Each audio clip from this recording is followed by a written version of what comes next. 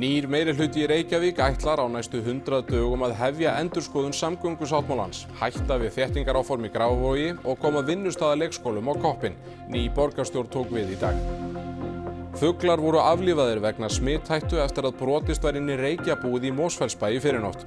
Grunur að sami maður hafi verið að verki og braust inn í bú stjörnugrís í maí. Yfir 20 voru drepnir í loftárásum Rússa víða Úkraínu í nótt, rúmlega 100 eru særðir. Þetta eru einar þyngstu árásir Rússa síðan stríðið hófst. Íbúðaverð lækkar að raunvirði í nýju fasteignamati, mest á höfuðborgarsvæðinu. Dregið hefur úr eftirspurn á fasteignamarkaði og kaupendur eru í betri stöðu en seljendur. Og rokkósögnin Patti Smith heldur tónleika á Akureyri í kvöld. Hún kemur fram með börnum sínum tveimur og segir að þegar þau spila saman komist þau öll nær föður þeirra heitnum.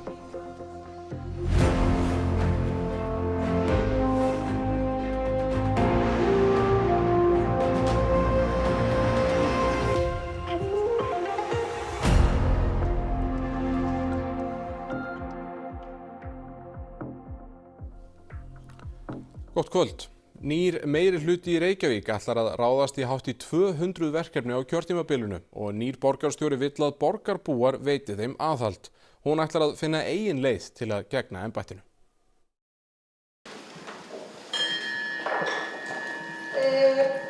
Fyrsti fundur borgarstjórnar á nýju kjörtímabili settur. Verkefnin voru nokkuð hefðbundin á fyrsta fundi nýkjörinna borgarstjórnar í Reykjavík þegar nýr meirihluti Sjálfstæðisflokks, Viðreisnar og Framsóknar tók við í dag. Borgarstjórnarsalurinn nýr vettvangur fyrir marga, en 16 af 23 borgarfulltrúum eru nýir og nýr formaður borgarráðs hét því að ferskir vindar myndu blása ráðhúsið. Forseti ágæta borgarstjórn.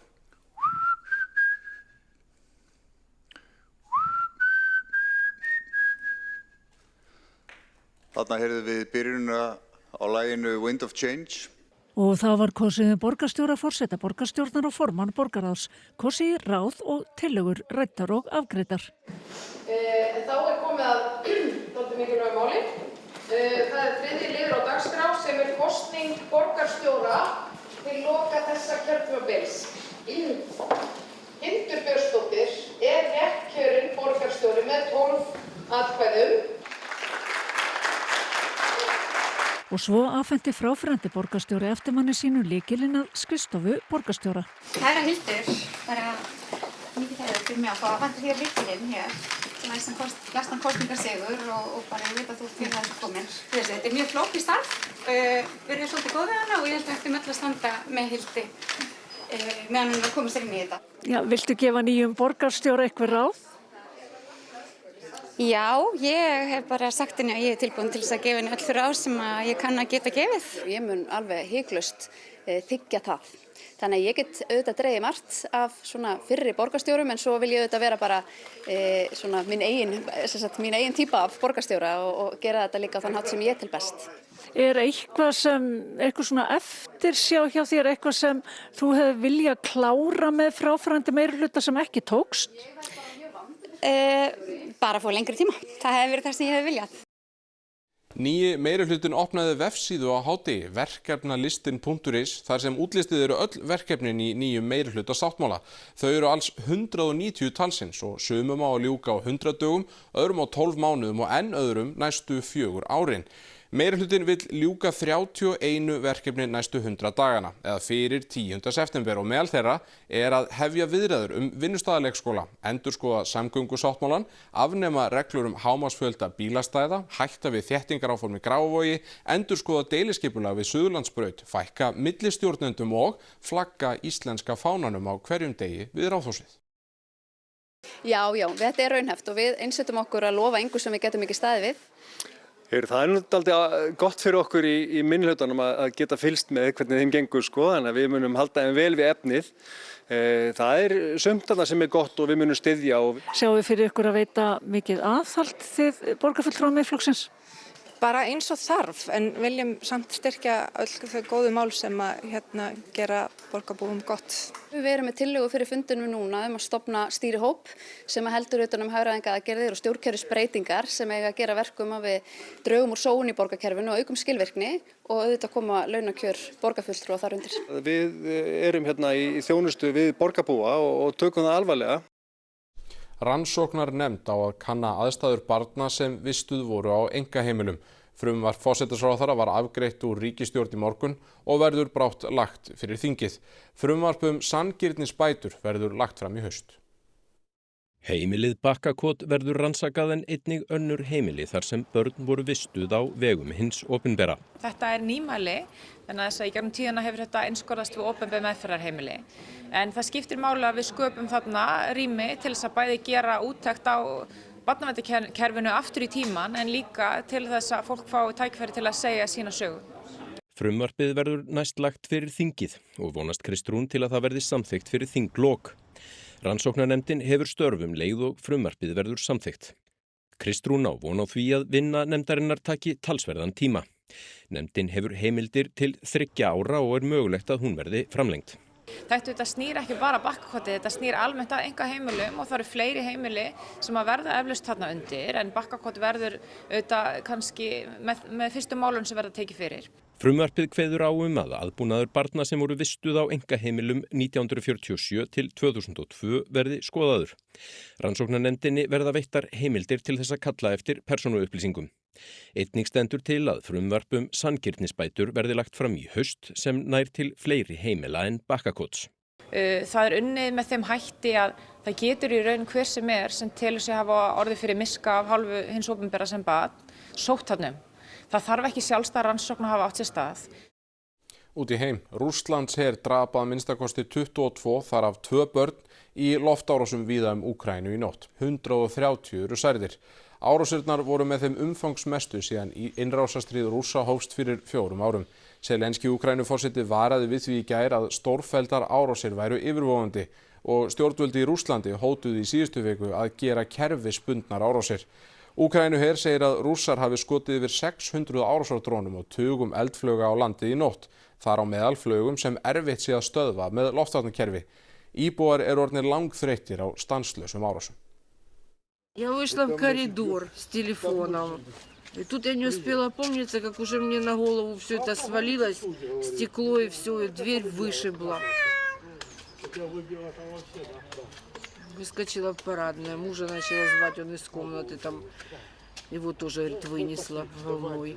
І тільки такий звук, і все, і воно тако просто, наче як дим, все в диму.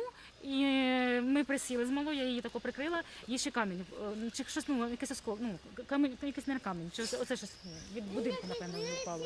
Воно порвало курточкою ззаді. Вона каже, болить спинка. І просто, що дим, нічого не видно, ми не могли поняти, чи апокаліпсис, що все засипало, все диму, і нічого не видно, що був диму. Як почуваємось? Хронічна втома, невиспаність, як ми можемо почуватись. Ну, слава Богу, що живі. Sjóðli ми живі, sjóðli нам пощастило. Ný ríkisstjórn í Danmörku ætlar meðal annars að lækka virðisaukaskatt á matvæli, bjóða upp á ókeypis tannlækningar og afnema efstu skattþrepin. Mette Frederiksen verður áfram forsætisráðherra. 69 dögum eftir þingkosningar tókst Mette Frederiksen loksins að mynda ríkisstjórn.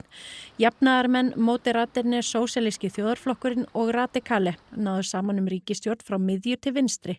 Hún var kynnt í dag. Vi ønsker grundlæggende at handle og gøre noget ved problemerne og skabe det, man kan kalde strukturelle forandringer af Danmark. Men indtil vi når det punkt, så ønsker vi ikke at lade stå til. Nýja ríkisstjórnin ætlar meðal annars að halda áfram stuðningi við Úkraínu, taka gervigreind föstum tökum, breyta framleiðslu á svínakjöti, stefna ókeypis tannlækningum fyrir alla Dani á næstu 10 árum og lækka skatta. Nemlig at halvere momsen på samtlige fødevarer og fjerne den totalt på frugt og grønt. Og jeg tror ikke, jeg afslører nogen stor hemmelighed ved at sige, at folk, der ikke tjener så mange penge, de bruger en større del af deres økonomi ved at gå til købmanden, end jeg gør. Danir eru fegnir að få loksins nýja stjórn. Spændende. Endelig. Ja, det er rigtig dejligt, at der kommer en ny regering nu. Det skal nok blive godt. Det synes jeg, det er dejligt. Det er jo også meget højtideligt, at det sker her i Odense på den måde. Så det synes jeg, det er forrygende. Nu har vi ventet længe nok.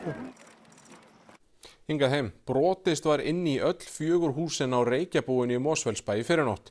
Í húsunum eru hýstir 6.000 fuglar, bæði kjúklingar og kalkunar. Álíka bréf og skilfaðar eftir við innbrot í bú Stjörnugrís í maí fannst í Reykjabúinu. Spellvirkinn gekk á milli húsa og gerði tilraun til þess að koma fuglunum út. Jón Magnús Jónsson, bústjóri á Reykjabúinu, segir innbrotið hafa verið þaulskipulagt. Og hann gengur beint til vers, þar sem hann getur ekki opnað með einhverjum dýrkaðu blása, það bara kúbenni sett á og hleypur hérna í gegnum inn í húsin, opnar fyrir fuglana, inn í næsta hús í gegnum húsin og opnar og þriðja húsið og opnar og að reyna að reka fugla út, að reyna að halda á fuglum út, það miðnótt hjá fuglunum og þeir eru ekkert að hugsa að fara neitt að hreyfa sig og það olli náttúrulega miklu uppþóttinum svona í stíunum og hérna. En við komum sem sagt fljótlega á vettvang og við náum að loka öllu og nokkru fuglar voru komnir út sem hann hefur sennilega borið út og við þurftum því miður að aflífa þá. Ekki var mikið eignatjón en öll sóttvarnarlög voru brotin í innbrotinu. Ef veiki berst í fuglana tjónið svakalegt, segir Jón. Hann hleypur hérna inn á einhverju stígvélum og einhverjum fötum fram og tilbaka og hérna á hlaðinu út allt, brýtur allar sóttvarnarreglur og ef hér berst inn einhver veiki fyrir fuglana og annað slíkt, þá þetta ekki dýravelferð því miður. Innbrotið sem varð hér í fyrrinótt svipar til þess sem gert var í bú Stjörnugrís 12. maí. Þar drápust 10 grísir. Spellvirkinn skildi eftir sig álíka bréf og allt bendir til þess að sami einstaklingur hafi verið þar að verki. Yfirlýsingin var skilin eftir í kalkunastíu og var illskiljanleg eftir að fuglarnir höfðu tætt hana í sig. Samkvæmt upplýsingum frá lögreglu rannsókn málsins enn á frumstigi. Innbrotin í Stjörnugrís og í Reykjabúið eru ekki rannsökuð samhliða en sem komið er. Jón grunar að sami einstaklingur hafi reynt að brjótast inn í Reykjabúið fyrir rúmum 2 vikum en hafi þó aðeins náð að brjótast inn í eitt hús. Við getum ekki staðfest að það er mjög líklegt að hann hafi reynt við okkur einu fyrir enn. Þá tókum við allt í gegn og töluðum við starfsfólk og létum vita og fórum yfir alla þætti hérna hjá okkur og þess vegna kannski var ekki meira tjónun að var núna, við vorum mjög snemma komin á staðinn.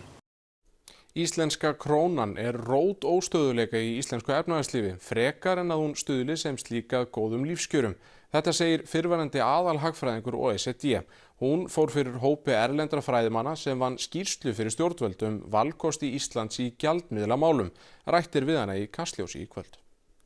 Icelanders know that the krona is volatile. We know we have high interest rates, but on the other hand, living standards here are among the highest in Europe. Isn't that a case in itself for the krona?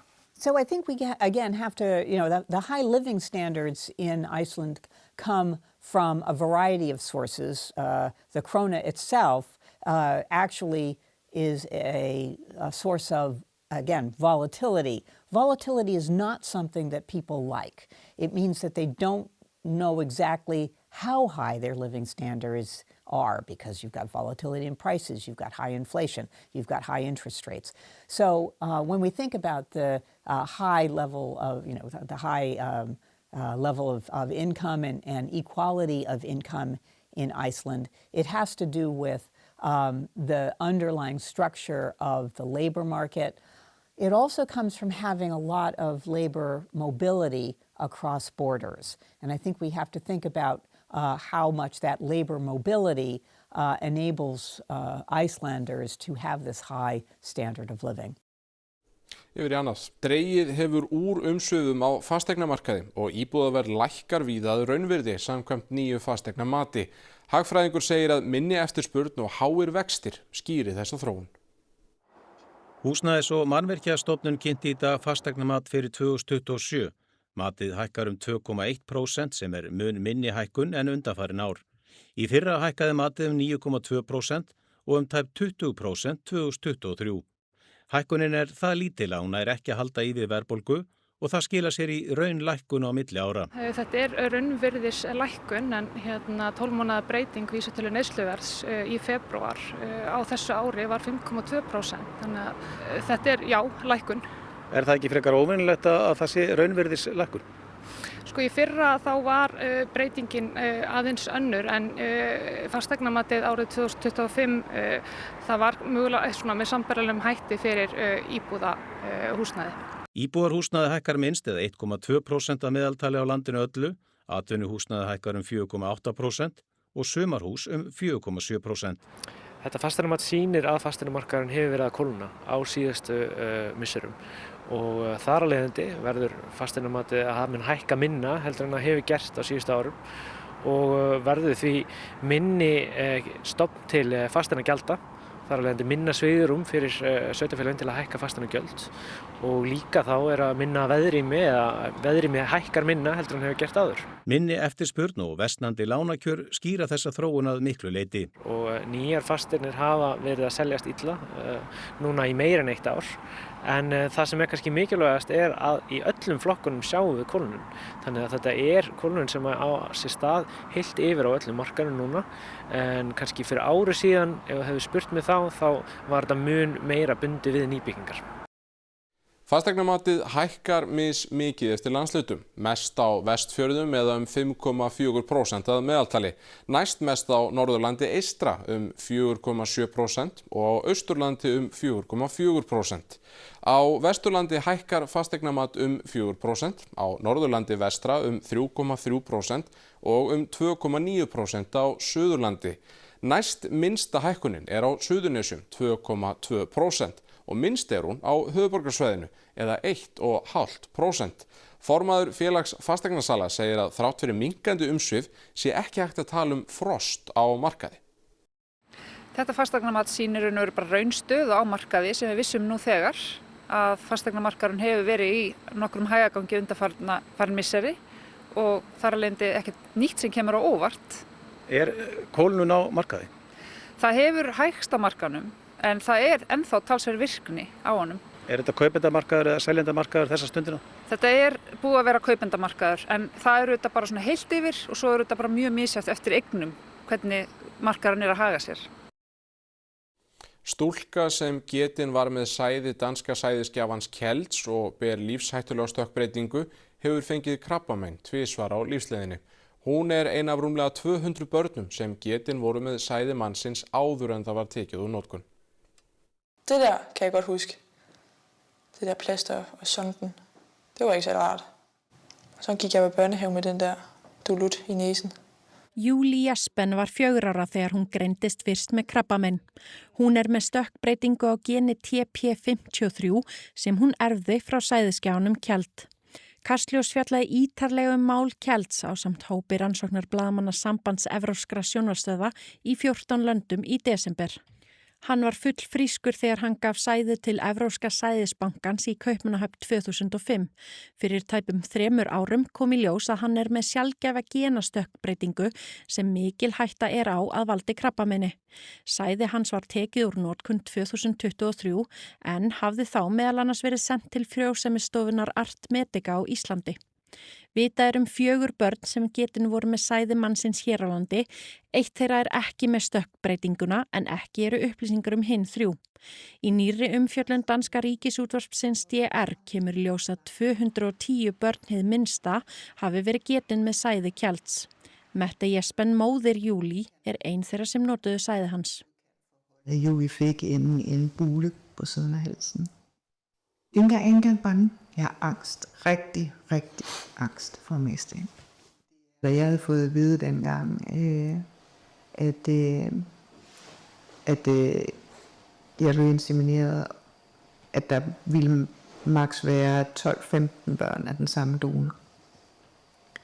Og pludselig stå med et tal på 200. Det gjorde mig bare enormt gal. Spørgsmål nummer 1. Hvorfor? Jordens største uretfærdighedsfølelse. Hvorfor skal mit barn igennem det her? Öllum börnum sem getin voru með sæði Kjelds boðið að koma í genarannsókn. Af 44 dönskum börnum sem vitað að séu getin með sæði Kjelds eiga 6 enn eftir að fara í rannsóknina. Börnin fædd hér á landi hafa gengist undir genarannsókn. Júlí greindist með heilaæxli í rannsókninni. Hún undir reglulegu eftirliti lækna.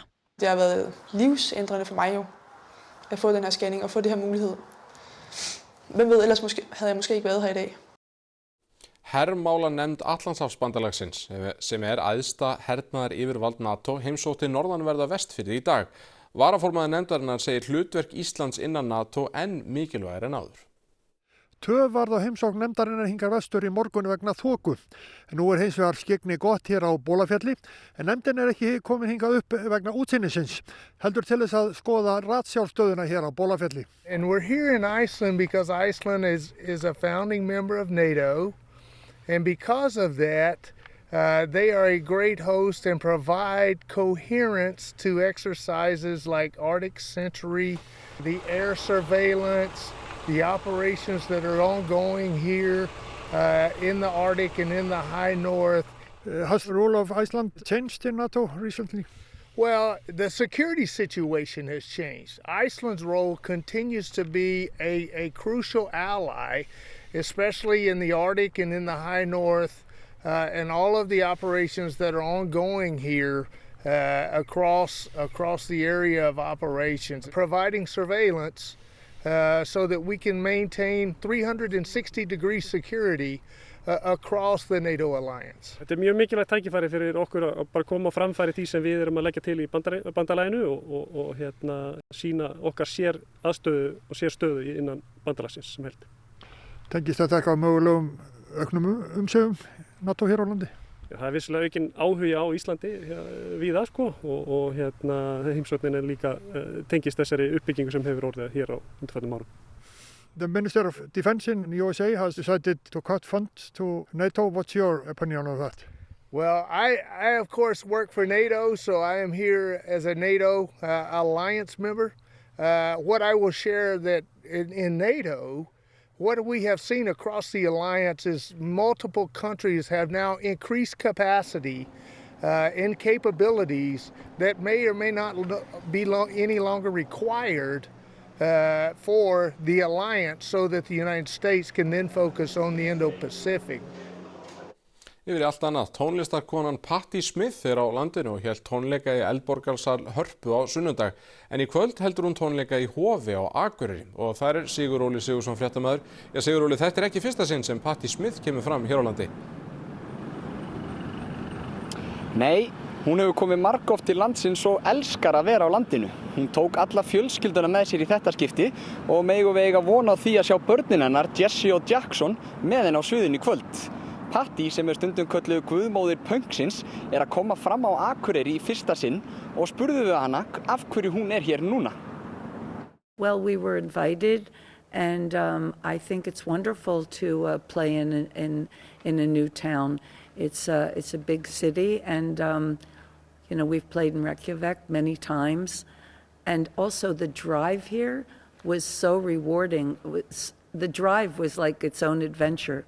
So we're really excited to be playing here and meet new people and get to share songs with them. You have your son Jackson and your daughter Jessie with you. What does that mean to you to have them here with you? Well, it's a beautiful thing. Both of them, I introduced Iceland to them. They both fell in love. My son really would love to move here.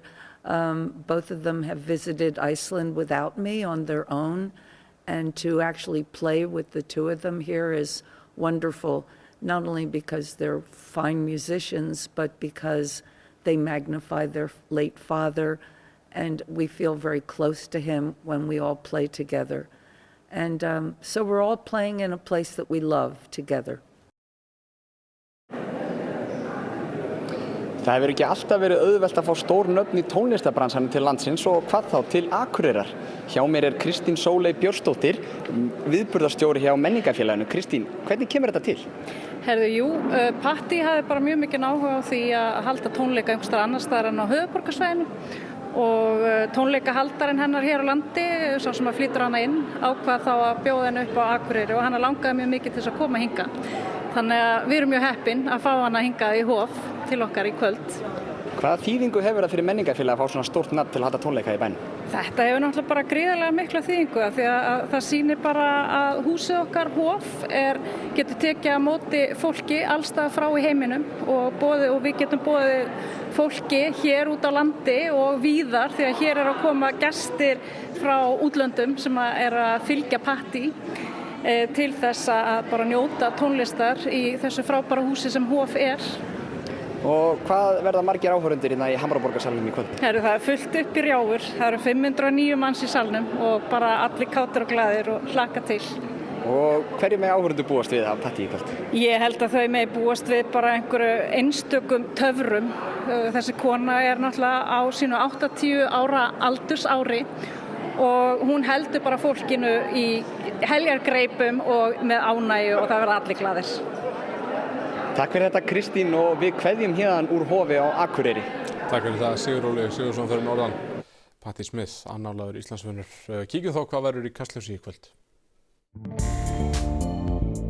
Kastljós fjallar valkosti Íslands í gjaldmiðlamálum og hópur fræðafólk sem vinnur að kvikmyndum ævi þjóðskáldsins Jónasar Hallgrímssonar hefur beðið að fá að grafa upp bein hans í þjóðargrafreitnum á Þingvöllum. Hvers vegna? Við kynnum okkur málið í Kastljósi í kvöld. Kíkjum þá á veðrið. Litlar breytingar verða á veðrið fram á morgundaginn og verða austanvindar ríkjandi með stöku skúrum, en þurrt verður að mestu norðan og austanlands. Hitafar helst áfram svipað og hámarkshiti á morgun verður sjálfsagt nærri 18 stigum líkt og í dag. Nánar það eftir íþróttafréttir. Daninn Patrik Pedersen er besti erlendi leikmaðurinn sem leikið hefur hér á landi í fótbolta karla. Þetta er mat sérfræðingahóps RÚV en niðurstöðurnar voru birtar í dag. Patrik sjálfur segist ekki hafa búist við að vera jafn lengi á Íslandi og raun ber vitni, en hann hefur spilað hér meira og minna í 13 ár og er markahæsti leikmaðurinn í sögu efstu deildar með 134 mörk. I just came back, keep coming back. Og 9 dagar í HM.